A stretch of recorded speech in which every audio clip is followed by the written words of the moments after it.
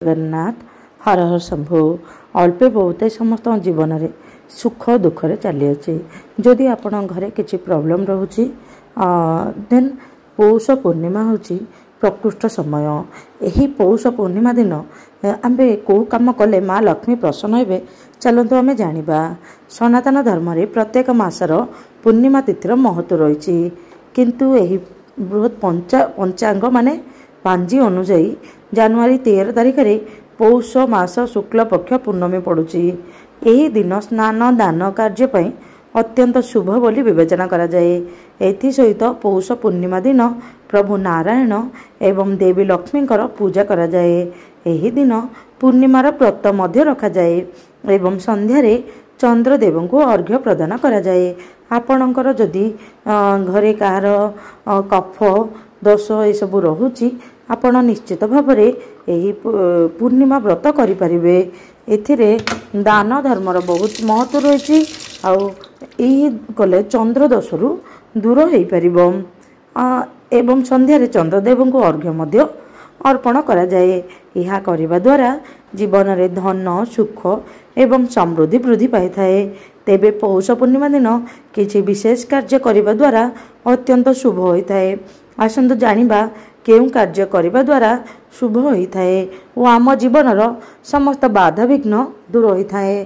प्रथम होउची आमे पौष पूर्णिमा दिन शुद्ध स्नान करिबा।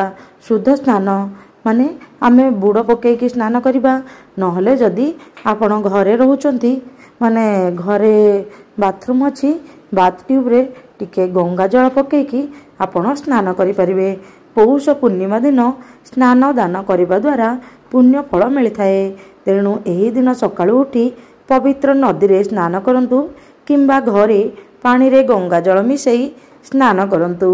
यही दिन सूर्यदेव एवं चंद्रदेव को पूजा करंतु। मान्यता रही यह करने द्वारा सुख सौभाग्य वृद्धि होता है। पौष पूर्णिमा दिन माँ लक्ष्मी को प्रसन्न करने पाई ओस्त गछर पूजा करंतु एवं गछ मूल जल अर्पण करंतु। पौष पूर्णिमा दिन सूर्य देवंकर कृपा लाभ करने पाई ओम घृणी सूर्याय नमः यही मंत्र 108 थर जप करंतु। वैवाहिक जीवन रे जदि आपणकर समस्या थाए आउ सुखमय दाम्पत्य जीवन करबा पाई चाहूचंती यही दिन आपण चंद्रदेव को क्षीर अर्पण करंतु। आउ पौष पूर्णिमा राति रे चंद्रोदय पूजा मध्य करा जाय थाए।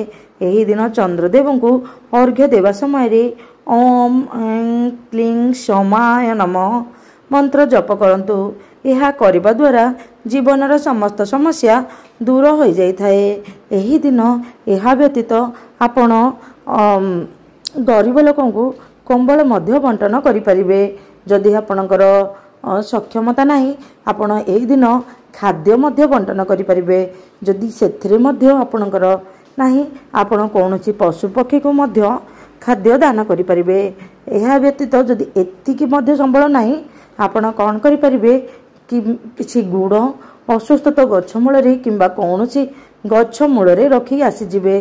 ता द्वारा आमे पिंपुड़ी माने से सब खाइबे तो आमे पिंपुड़ी को खाद्य दान कला बोली हबो।